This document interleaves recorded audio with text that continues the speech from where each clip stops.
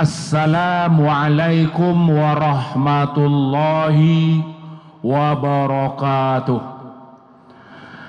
Alhamdulillahillazi hadana lihaza wa ma kunna linahtadiya laula an hadana Allah. Ashhadu an la ilaha illallah wa ashhadu anna Muhammadan abduhu wa rasuluh sallallahu alaihi wasallam la nabiyya ba'dah. Qala Allah ta'ala fil Qur'anil Karim, a'udzu billahi minasy syaithanir rajim. Bismillahirrahmanirrahim. Wasta'inu bis-sabri was-shalah wa innaha lakabiratun illa 'alal khashi'in allazina yazunnuna annahum mulaqu rabbihim wa annahum ilaihi raji'un.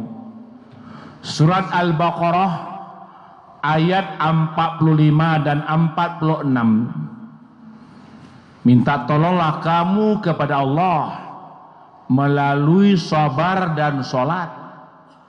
Dan sesungguhnya sholat itu sungguh berat mengerjakannya, kecuali bagi orang-orang yang khusyuk, yaitu orang-orang yang yakin bahwa ia akan bertemu dengan Allah, dan orang yang yakin bahwa ia akan kembali kepada Allah. Surat Al-Baqarah ayat 45 dan ayat 46. Kaum muslimin dan muslimat jemaah Masjid Raya Sumatera Barat yang saya muliakan, judul kuliah zuhur kita pada kali ini mengharapkan pertolongan Allah melalui sabar dan sholat. Semua orang pasti ingin mendapat rahmat kasih sayang Allah, ingin bahagia di dunia dan bahagia di akhirat, ingin mendapat surga Jannatun Naim.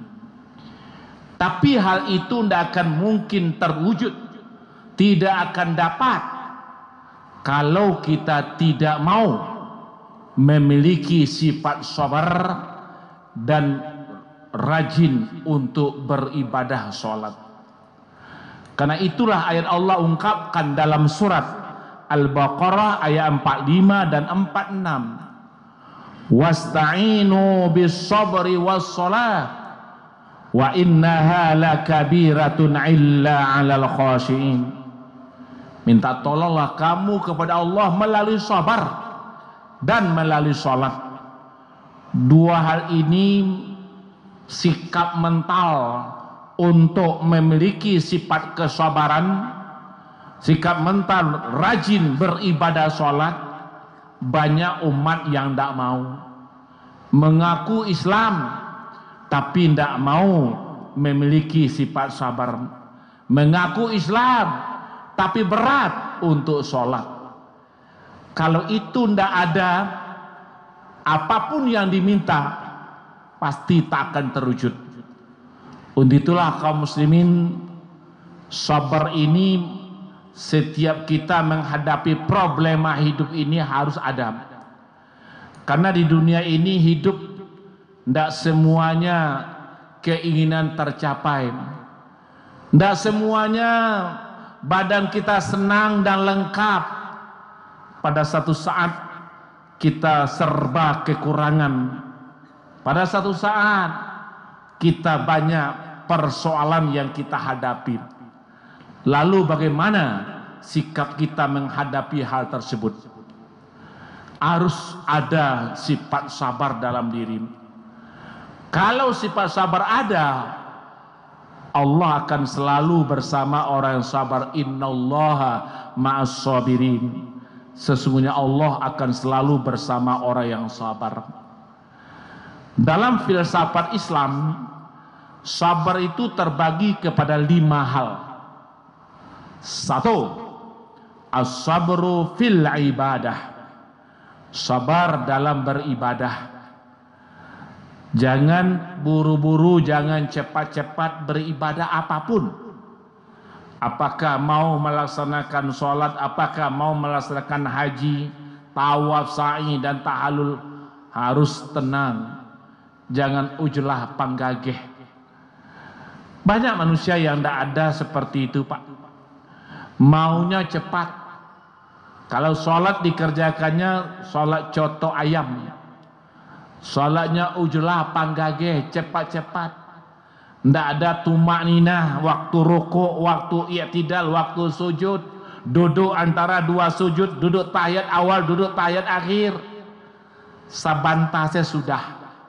Pak, kalau model itu bantu sholat apa? Apa tak akan mendapat rahmat kasih saya Allah? Apa tak akan mendapat surga Allah? Karena amal akan sia-sia belaka. Tapi akan mendapatkan wujuhu yauma izin khasi'ah. Pada hari itu akan ada wajah manusia jelek, angker, menakutkan dan mengerikan. Allah ungkapkan penyebabnya.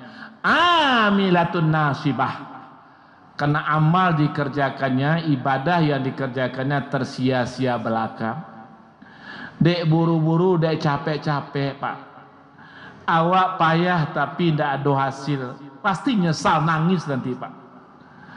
Maka untuk itu himbauan kepada seluruh jamaah, cobalah beribadah dengan khusyuk, dengan tenang.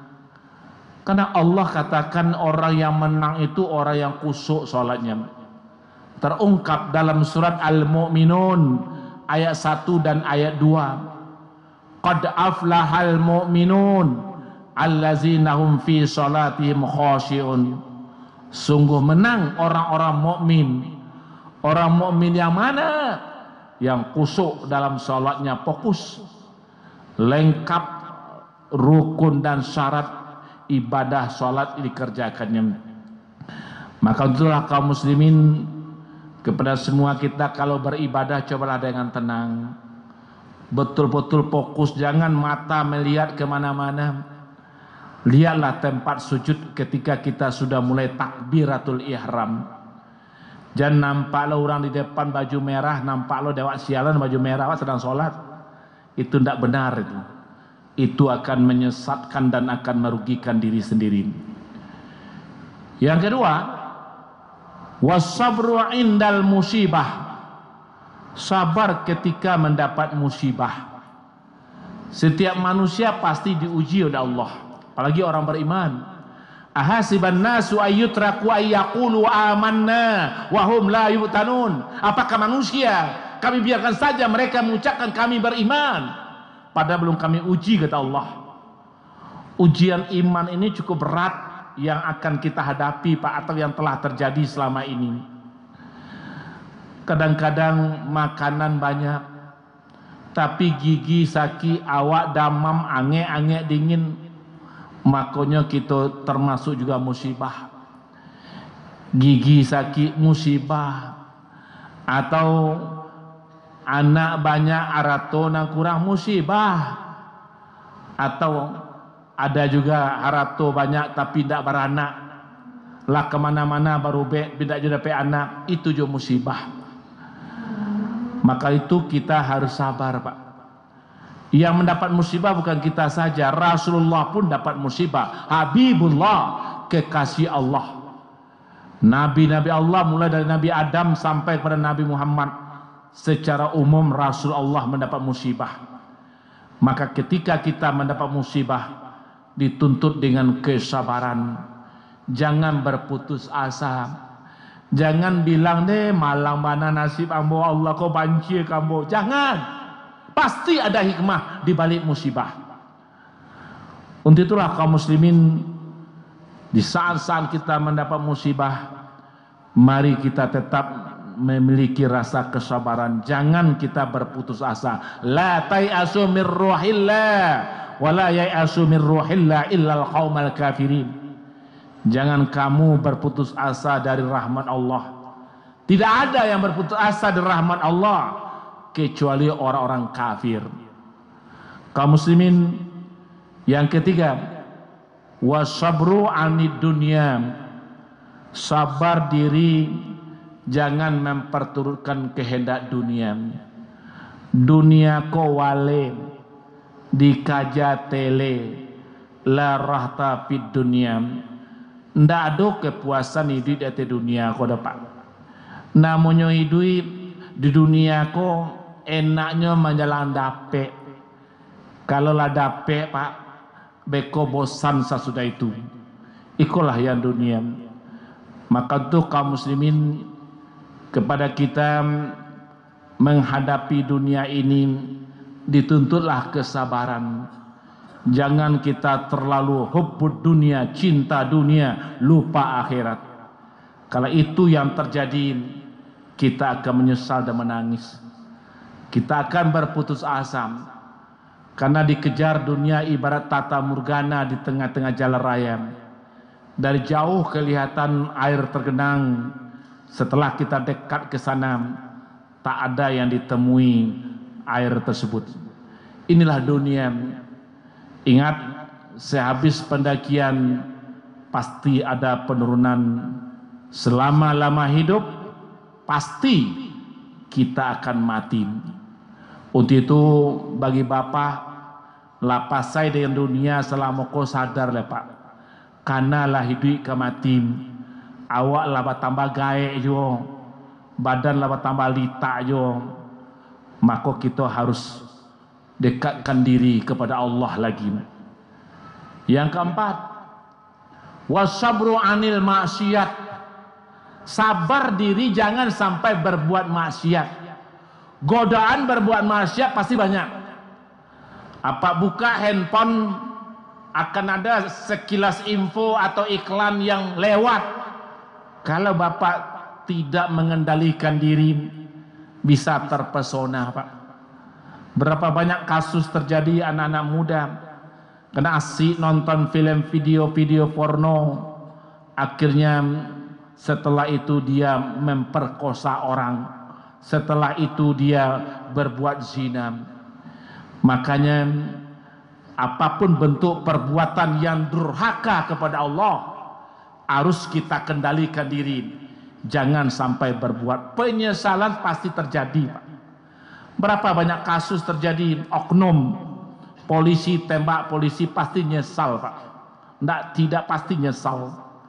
Kenapa tidak menyesal? Tangan diborgol setelah itu, jabatan lepas, dicopot dari jabatan, dan resikonya bisa hukuman berat, bisa hukuman mati atau hukuman seumur hidup. Itu kenapa?